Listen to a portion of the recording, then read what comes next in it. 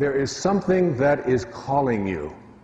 And when an idea gets a hold of you, you get into this place of surrender, where you let go. In the recovery movement, we've always called this, you let go and what? And you let God. You allow this great spirit to be something that infuses you in such a way that it becomes this thing bigger than your life, that propels you into directions that you're willing to listen to.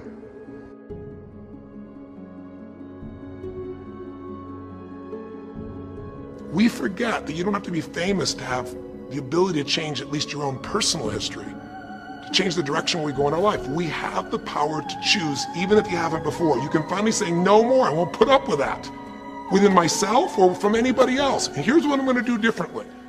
That's where the breakthroughs really start to happen.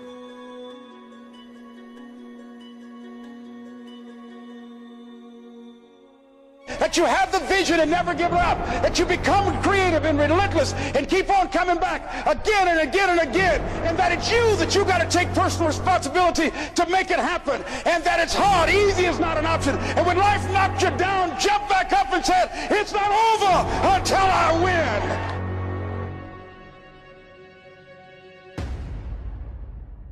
So don't give up and don't throw out the baby with the bathwater. We're going to have difficulties in every part of life. But don't label everything's being bad, because one car crash, I'll never drive again. A plane crash, I'll never fly again. Somebody got sick, I'll never eat again. That doesn't happen. We have to adjust, adapt, and overcome. Life is not for the faint of heart. You got to be strong. You got to be a climber. You got to be a diamond and not a pipe.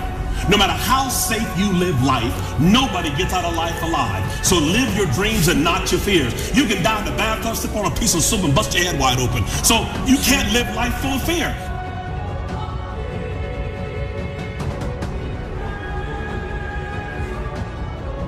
Because there's nothing more powerful than an idea whose time has come.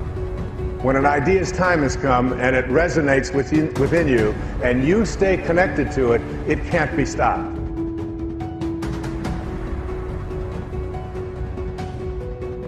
Growth is an indication of life, so keep your organization moving forward at all times. Having a passion for what you do is crucial. If you can't get excited about what you're doing, how can you expect anyone else to? If your employees can see and feel your energy, it is bound to affect them.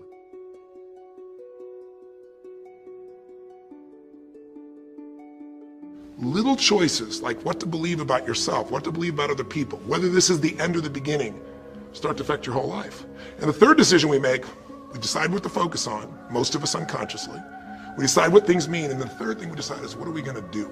We decide to quit because it's overwhelming. We decide to get strong and focus. We decide we're going to turn it around. We decide to wait and see. Ultimately, your destiny is determined by what you do.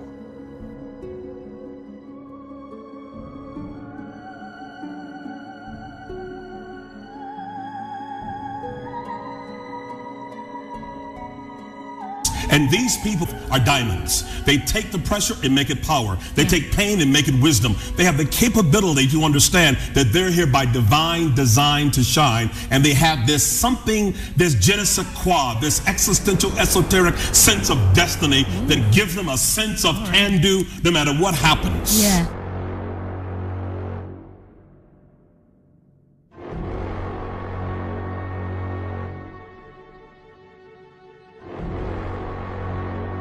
So becoming inspired is really about changing your awareness of yourself. And what does this mean? It means shifting the belief systems that you might have, the thoughts that you've had over and over and over again that say, I am limited. I don't have the talent. I don't have the background. I don't have the luck that I need in order to be able to attract what I want into my life. Things have never worked out for me before.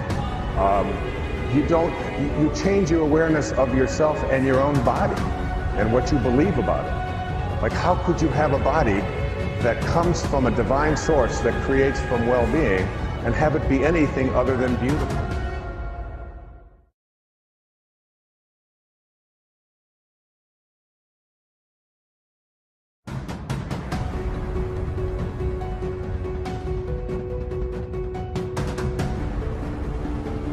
evaluate where you are. Look at it, assess yourself. Assess yourself and assess the situation. What brought you there? What has brought you to this point? What did you learn from it? Are you learning anything, or are you doing it over and over and over again? Somebody said that insanity is doing the same thing in the same way, expecting a different outcome.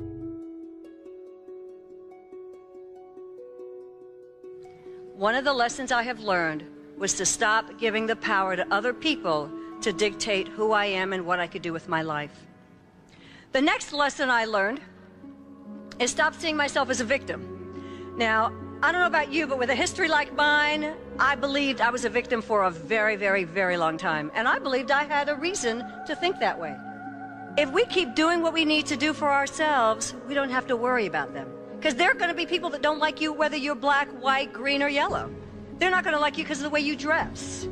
I had to stop seeing myself as a victim, which really meant for me I had to start making some different choices.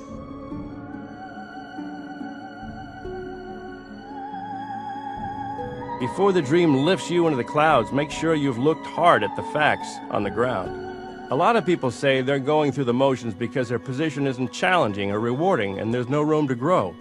It's a dead-end situation. That might very well be. It can be an issue of timing. Pay attention to what's happening around you and pace yourself according to that rhythm.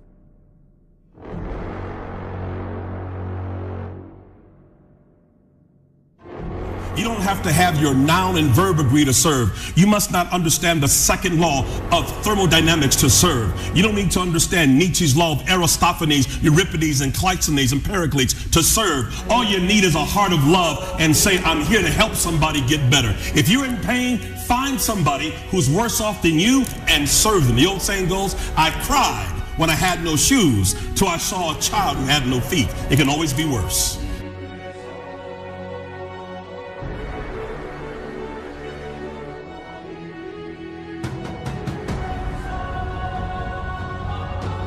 Really about living day in and day out from this divine perspective of watching every single thought that we have and catching ourselves when we have a thought that is inconsistent with that divine source from which we all came.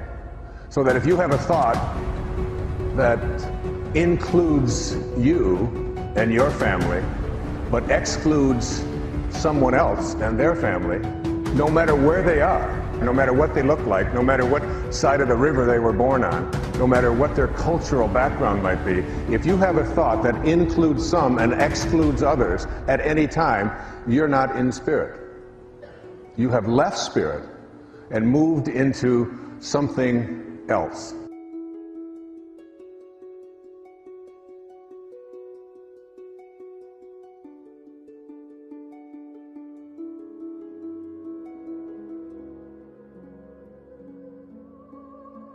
Before you ever have a breakthrough, it's going to feel like a breakdown, but you can't give up. You got to keep pressing, Paul said, this one thing I do, forgetting what is behind, I press on. You got to keep pressing. You're going to fail. Keep pressing. Get up.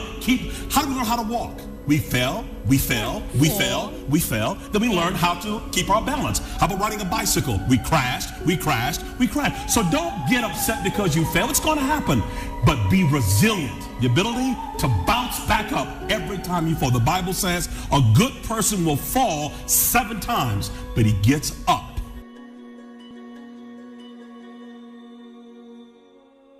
This is the time when it's the quietest. It is the time when it's the most peaceful, when there are the least distractions. In the Course in Miracles, it says the memory of God comes to the quiet mind. It cannot come where there is conflict. A mind at war with itself remembers not eternal gentleness. That's what you came from. It beckons you back to be awake. It's the most creative time in your life. Try it. Take that moment that you are being called by your source and awaken, and force yourself to shake the cobwebs out. And if you can't, then put your feet on the floor and say, look, if I have to go back to sleep, I'm going to sleep with my feet on the floor. If I end the day without knowing more than I did when I woke up, it makes me wonder, What did I miss out on today? Am I getting lazy? I'm a disciplined person, and this thought alone can get me going. We live in a big world, and it's important for us to be aware of cultures other than our own. If you're going to think big. If you're gonna live large.